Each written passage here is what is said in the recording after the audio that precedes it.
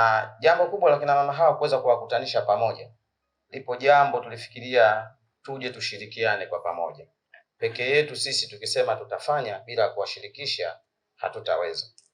Huu mradi tunaotarajia kufanya, Mheshimiwa Mbunge, mimi hapa niliwaambia awali, ni mradi tunategemea kufanya phase ya kwanza ama hatua ya kwanza tutachukua miaka mitatu. Kama tutaona umefanikiwa zaidi, basi tutakuwa endelevu. Na inawezekana tukawakabidhi baadhi ya mambo wakayafanya wenyewe. Lakini mwanzo tutawasimamia, wakiwa wamekaa vizuri tutawakabidhi wenyewe waendelee. Na mradi huu kina mama hawa tumekusanya, kuna makundi manne. Lakini baadaye kuna kundi la 5 nitalieleza kwa nini liliingia.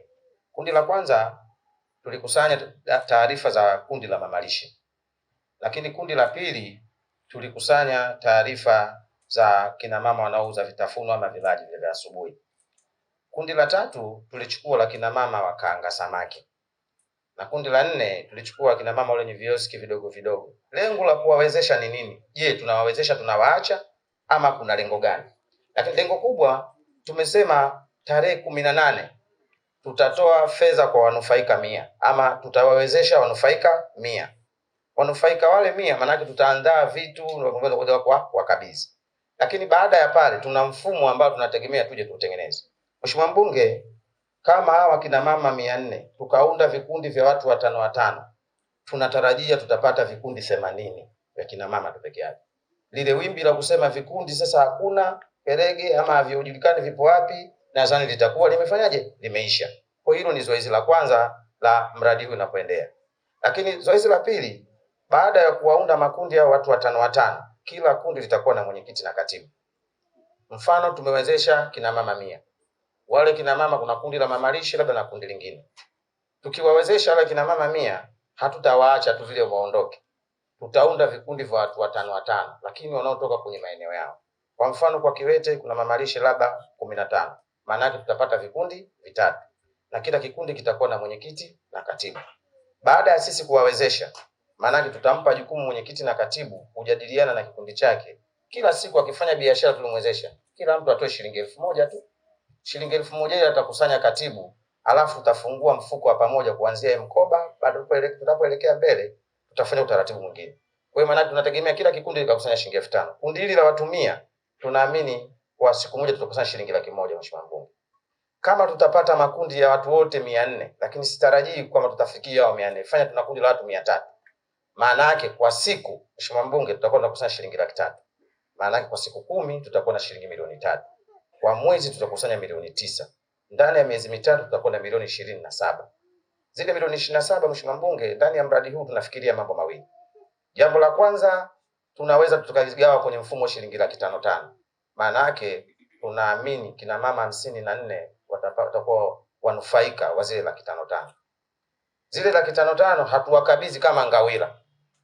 Tutachukua ile kamati kwenda kukagua biashara yake anafanyaje. Twende tukaangalie jinsi ya kumwezesha.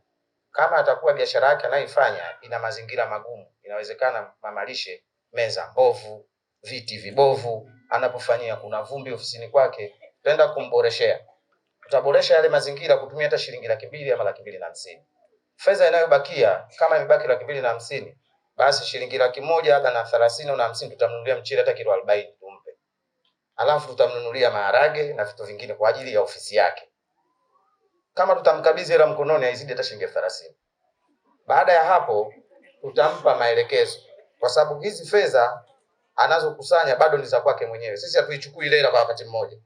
Tutaendelea kuchukua ile shilingi 1,000 ile alikuwa anaichangia. Tushakupa 500,000. Tumekuwezesha. Shilingi 1,000 kwa siku utaendelea kuichangia ile ile. Lakini tukikuwezesha kwa mara hii, inawezekana umeenda baada ya miezi 2 umedondoka msingi, hauna fedha. Mazingira yamekuwa magumu ya biashara. Hivi fedha ni za kwenu, sio za mtu ambaye mmemkopa huko.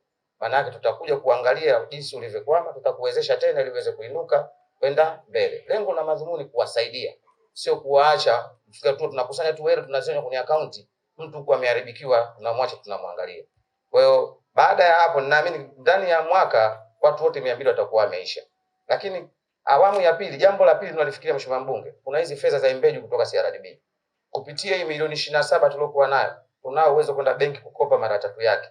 Maana yake kupitia fedha ile na zile fedha hazina riba, Inawezekana badala ya kutoa watu 50 tukatoa wanufaika zaidi ya 150. Kwa tukiwa na watu 300 tunaamini ndani ya miezi 6 tumemalizana nao. Tutakuwa tunafanya tu swala la ukusanyaji. Sasa mpango mkakati wa hili jambo, hawa wakiungana wakienda vizuri, fedha hizi zinakuwa zinapanda. Taanza na 500,000 na kurejesha kwake ni shilingi 1000 tu. Kila mtu anatumia simu hapo. Kwa siku voucher wengine wanaweka mpaka 3000 kwa kwenye mtandao. Hela yote anamalizia kwenye mtandao. Kwa shilingi 1000 ni fedha ndogo, na kingine mheshimiwa mbunge nikupe siri moja. Sasa kina baba kuweka 1000 kazi, ila nyie ukiachua mezani shilingi 5000, hali ni mbaya, lakini buku itaondoka kwenda sehemu nyingine. Kwa hiyo naamini kwa shilingi 1000 kwa kina mama hawa sio jambo kubwa sana. Kwa ndani ya mradi huu lengo na madhumuni haswa, kama tutakwenda vizuri, ikiwezekana kuwafungulia SACCOS yao ya kata wenyewe, baadaye watakuwa wanajikopesha ili kuondoa ile hali iliyokuwepo. Kuna watu majumbani mwao humu hawarudi. Lakini diwani unaweza ukapigiwa simu kaambiwa mtu nyumbani anaumwa, ukiuliza kumbe sio mgonjwa, anataka rejesho. Sasa ili tuondekane na hii hali, lazima tutafute njia za kuweza kuwasaidia kina mama. Kuna watu wanaishi maisha magumu sana mheshimiwa mbunge. Mtu anahama nyumbani kwake wiki nzima apatikana unaambiwa amesafiri, kumbe yupo kwa jirani kajificha. Sasa ili kuiondoa ile hali, ni lazima tutafute njia badala ya kufanya.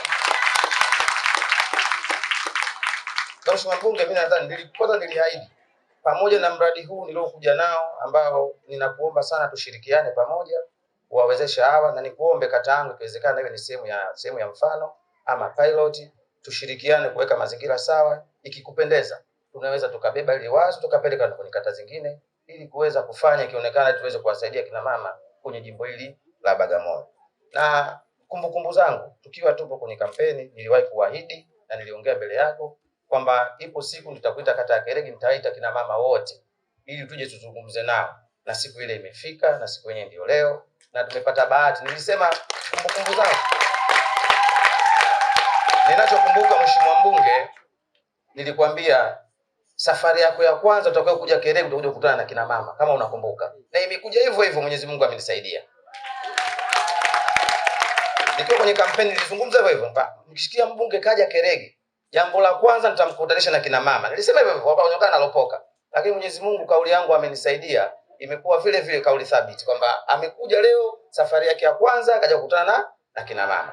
Kwa mheshimiwa mbunge, ukubwa ngani ni huo mradi huo, lakini nina miradi nilikuwa nazungumza na miradi kama 3 mingine zaidi ya huo. Nilisema kidogo nikugusia tu kidogo na usikie. Na mradi mwingine ambao wa vijana wa bodaboda ambao kwa sasa washakusanya fedha na milioni 11, ambao vijana wale wapo 100. Nipo kwenye harakati kuangalia jinsi gani kuwezesha, na tulijadili juzi kwamba tutaongea. Lakini nina mradi mwingine wa vijana. Wale vijana wanaonekana wafuta bange, wezi, wameshindikana mtaani. Nafika hatua kwa mwingine nyumbani wamewasusa. Niliwaambia akina mama, kama unamuona kijana wako yupo huko mtaani, umemshindwa, umlea na anazingua haswa, nikabidhi mimi nilifanye kuongea naye kumwekea mazingira sawa. Na kundi hili, hizi fomu mheshimiwa mbunge unazoziona, nishaanza kuwapitishia wanajaza na wao. Na nimwambia wajaze biashara gani anafikia kuifanya, ili sasa tuwatafutie fund kuwawezesha. Inawezekana mwingine ana uwezo hata kuuza machungwa akisimamiwa. Lakini bila kusimamiwa ile machungwa hawezi kuuza. Mwingine inawezekana ana uwezo wa kuuza hata samaki wabichi akaweka meza akauza. Lakini bila kumsimamia hawezi kufanya. Kwa hiyo nimeanza hilo zoezi na wamepokea vizuri, jana walinipigia simu nikachukua zile fomu. Kwa hiyo huo ni mradi wa 3. Mradi wa 4 nilizungumzia, kuna mradi wa uchangiaji wa damu ambao utakuwa inawezekana tukafanya Kerege, na nikaomba na maeneo mengine tushirikishane. Lengo tuchangie damu kwa ajili ya kuwezesha mahospitali kuwa na damu salama kwenye benki ya damu. Lakini kuna mambo ya kijamii mengine tutakuja kuyafanya, tutakuja kujadiliana zaidi niliweza kueleza. Kwa kina mama mimi niwaambie mradi mkubwa leo tukutanisha hapa ni wa kwenu nyie. Huu ambao niliozungumza, na kama nilivyomwambia mheshimiwa mbunge, siku ya tarehe 18 Jumamosi tutahitajika tuje kama tulivyokuja, wanufaika 100 tutaenda kuwatoa wapate hichi tulichokieleza hapa. Kina mama oye. Kazi na utu. Nani kama mama? Hakuna. Mheshimiwa mbunge, mimi kwa uchache niseme huo ndio mradi ambao nilikwambia tuje tuutangaze. Maana leo tunautangaza. Siku ya Jumamosi tarehe 18 tutauzindua rasmi. Inawezekana leo tumeandaa hivi ovyo ovyo, kwa mheshimiwa mbunge tarehe 18 tukaandaa ikawa hatari zaidi kuliko hivi. Kwa kikubwa karibu sana, lakini kipindi naendelea kuna wageni walikuwa wameingia, nimewaona. Wageni mlioingia kutoka maeneo mbalimbali, karibuni sana kwenye kata ya Kerege. Nimeona kuna katibu wa UWT ameingia, lakini nifanye utambulisho moja kwa moja ili nikitoa hii maiki nisije nikarudi.